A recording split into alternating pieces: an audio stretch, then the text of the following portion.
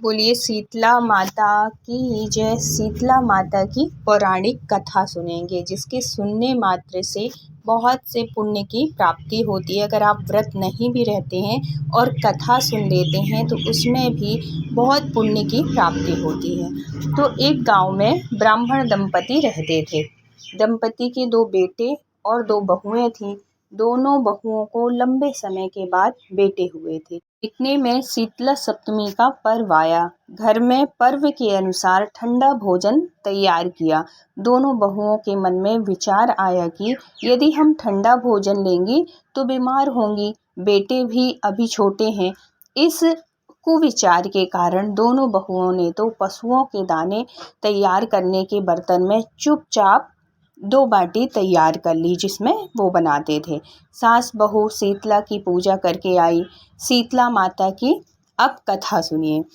इसमें शीतला माता की उसमें जो हम व्रत करते हैं उसमें बासे भोजन का महत्व है। और ये जो बहुएं थीं ये चुपचाप कि हमारे बच्चों को नुकसान ना हो, ठंडा अगर खाएंगे तो, इसलिए उन्होंने गरम अपने लिए भोजन बनाया। फिर क्या हुआ आप सुनिए। सास बहू शीतला माता की पूजा करके आई। शीतला माता की कथा सुनी। बाद में सास तो शीतला माता के भजन करने के लिए बैठ गई। दोनों बहुएं बच्चे रोने का बहाना बनाकर घर आईं। दाने के बर्तन से गरम गरम रोटियां निकाली, चूरमा बनाया उसका और पेट भर खा लिया। सास ने घर आने पर बहुओं से भोजन करने के लिए कहा तो बहुओं ने ठंडा भोजन करने का दिखावा करके घर के काम में लग गई, मतलब थोड़ी बहुत खा लिया सास के सामने। सास ने कहा, बच्चे कब से सोए हुए हैं, उन्हें जगाकर भोजन करा लो। बहुएं जैसे ही अपने अपने बेटों को जगाने गईं तो उन्होंने उन्हें मृत पाया। ऐसा बहुओं की करतूतों के फलस्वरूप शीतला माता के प्रकोप से हुआ था। क्योंकि जिस भी व्रत में, जिस भी त्योहार में जिस चीज़ का महत्व होता है उस चीज़ को मानना चाहिए, और ये बहुएं नहीं मानी। उनका प्रकोप हुआ शीतला माता के का। ऐसा बहुओं की करतूतों के फलस्वरूप हुआ था। बहुएं विवश हो गईं। सास से सारी घटना बताई। बहुओं से अब सास बहुत गुस्सा हो गई। सास बोली कि तुम दोनों ने अपने बेटों की बदौलत शीतला माता की अवहेलना की है, इसलिए अपने घर से, जो मेरा घर है उससे निकल जाओ और बेटों को जिंदा स्वस्थ लेकर ही घर में पैर रखना, नहीं तो घर में पैर नहीं रखना। मैं कुछ नहीं जानती, मेरे घर से निकल जाओ, क्योंकि तुम लोगों ने शीतला माता की पूजा का पाठ का अपमान किया है। तुम लोगों को पता था कि आज के दिन बासा या ठंडा खाया जाता है। अपने मृत बेटों को टोकरे में सुलाकर दोनों बहुएं घर से निकल पड़ी। जाते जाते रास्ते में एक जीर्ण वृक्ष आया, सूखा हुआ। यह खेजड़ी का वृक्ष था। इसके नीचे ओरी शीतला दोनों बहनें बैठी थीं। दोनों के बालों में विपुल प्रमाण में जूं थी, बहुत अधिक संख्या में। बहुओं ने थकान का अनुभव भी किया था। दोनों बहुएं ओरी और शीतला के पास आकर बैठ गईं।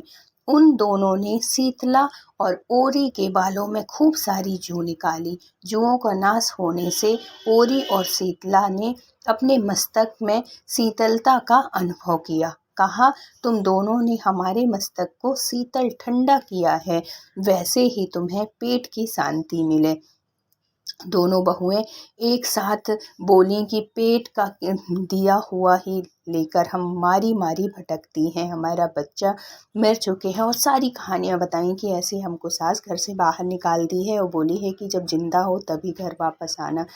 परंतु शीतला माता के दर्शन हुए नहीं हैं और हम उन्हीं माता के दर्शन के लिए भटक रही हैं। शीतला माता ने कहा कि तुम दोनों पापनी हो, दुष्ट हो, दुराचारनी हो, तुम्हारा तो मुंह देखने भी योग्य नहीं है। शीतला सप्तमी के दिन ठंडा भोजन करने के बदले तुम दोनों ने गरम गरम भोजन कर लिया था। यह सुनते ही बहुओं ने शीतला माता को पहचान लिया। उन्होंने इसलिए पहचान लिया कि हमने तो इनसे अपनी कोई बात बताई नहीं, लेकिन ये कैसे जान गई। देवरानी जेठानी ने दोनों उनसे शीतला माता से अपनी सास की बात बताई थी, लेकिन ये नहीं बताई थी कि हमने गरम गरम भोजन किया था। लेकिन वो तो भगवती थी, शीतला माता थी, उन्होंने सब कुछ जान लिया। अब देवरानी जेठानी ने दोनों माताओं का वंदन किया, गिड़गिड़ाते हुए कहा कि हम तो भोली भाली हैं, अनजाने में गरम खा लिया था, आपके प्रभाव को हम जानती नहीं थी, आप हम दोनों को क्षमा करें, पुनः ऐसी दुष्कृत्य हम कभी नहीं करेंगी। उसके पश्चात भरे वचनों को सुनकर दोनों माताएं प्रसन्न हुईं। शीतला माता ने मृतक बालकों को जीवित कर दिया। बहुएं तब बच्चों के साथ लेकर आनंद से पुनः गांव लौट आईं और अपने शीतला मैया को बहुत बहुत धन्यवाद दिया। गांव के लोगों ने जाना कि दोनों बहुओं को शीतला माता के साक्षात दर्शन हुए थे, जैसे कि वो बहुओं ने बताया। दोनों का धूमधाम से स्वागत करके गांव प्रवेश करवाया। बहुओं ने कहा हम गांव में शीतला माता के मंदिर का निर्माण कराएंगी। चैत्र महीने में शीतला सप्तमी के दिन मात्र ठंडा खाना ही खाएंगी, ऐसा वचन लिया। शीतला माता ने बहुओं पर जैसी अपनी दृष्टि की वैसी कृपा सब पर करें। श्री शीतला माँ सदा हमें शांति, शीतलता तथा आरोग्य दें। बोलिए शीतला माता की जय। वीडियो अगर अच्छा लगा हो तो प्लीज़ लाइक, शेयर एंड और सब्सक्राइब करिएगा। मिलते हैं फिर किसी धार्मिक कहानी के साथ।